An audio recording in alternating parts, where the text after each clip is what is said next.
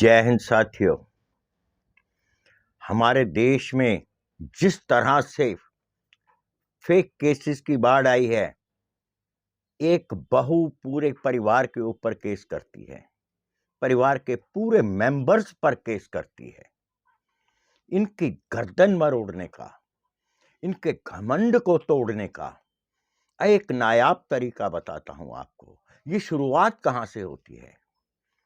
इसकी शुरुआत होती है लड़की से। लड़की अपनी माँ को कहती है, जो अपनी माँ के घर में आराम से बिस्तर तोड़ती है, खाना खाने के बाद बर्तन पटकती है और अम्मा उसके नाज उठाती है, क्योंकि लड़की प्राइवेट काम कर रही है, माँ की झोली में पैसे रख रही है और माँ उसके नाज नखरे उठाती है। ससुराल, फिर उसकी जब शादी करती है ना, ससुराल एक जिम्मेवारी का घर है।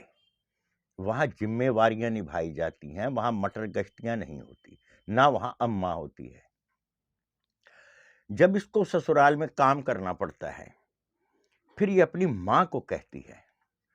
फिर इसकी माँ कहती है, चलो बेटा पूछते हैं किसी से। एक वकील के पास जाती है और वकील बोलता है, बहन जी क्या परेशानी है? तो लड़की की माँ ना बोलते हुए लड़की खुद बोलती है, वकील साहब मेरे ससुराल वाले मुझसे बहुत काम करवाते हैं, मुझसे सुबह उठने को कहते हैं, खाना बनाने को कहते हैं, तो मेरे से ये काम नहीं होता। मुझे कुछ ऐसा बताइए कि मैं उनको कस सकूं, उन पर अपनी हुकूमत चला सकूं।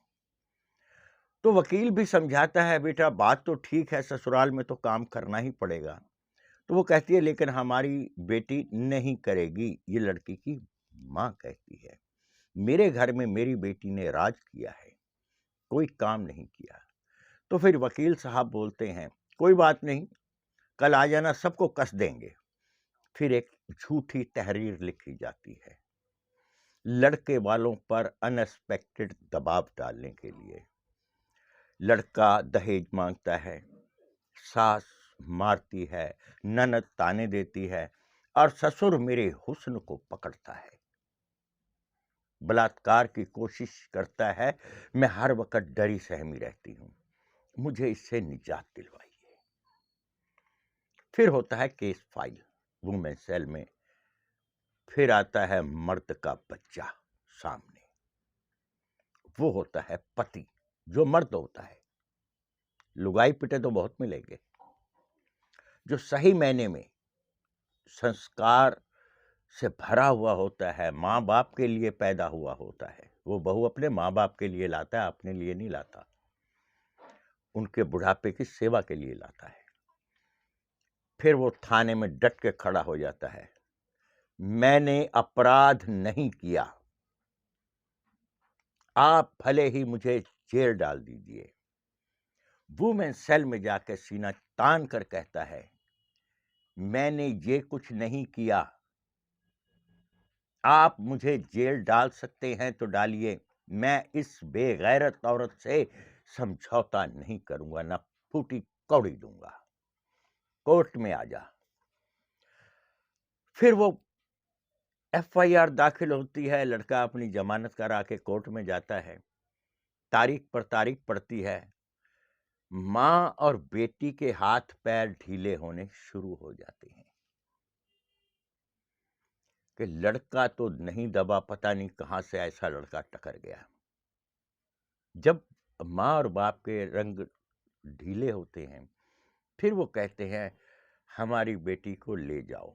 और कोई चारा नजर नहीं आता, क्योंकि हकीकत ही यही है। जब और कोई चारा नहीं नजर आता, तो फिर राजपुताना बच्चे, जिनको हम मर्द कहते हैं, शक्तिवान कहते हैं, अब तो इस लुगाई को लाऊंगा ही नहीं। ना मैं इसकी मां को बर्दाश्त करूं, ना मैं इसको बर्दाश्त करूं। जिसने एक बार मेरे परिवार की इज्जत को उड़ा दिया, वो मेरे घर के काबिल नहीं है और मेरे भी काबिल नहीं है। ये होता है मर्द, ये होता है झूठा केस करने वाली को तोड़ने के यंत्र। डरना नहीं है। लड़कियां बहुत गिड़गिड़ाती हैं उनके आगे जो केस में डट के खड़े हो जाते हैं। डरिए मत, कोई कुछ नहीं होगा आपका। जब आपने किया ही नहीं है, न्यायालय से आपको न्याय मिलेगा।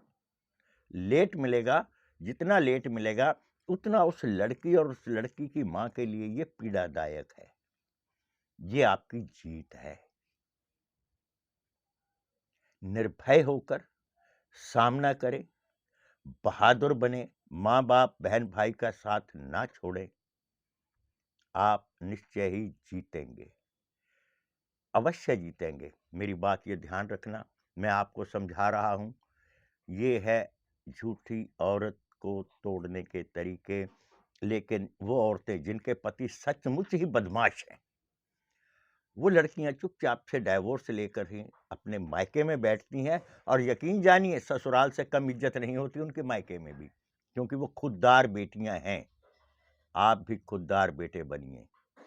जय हिंद।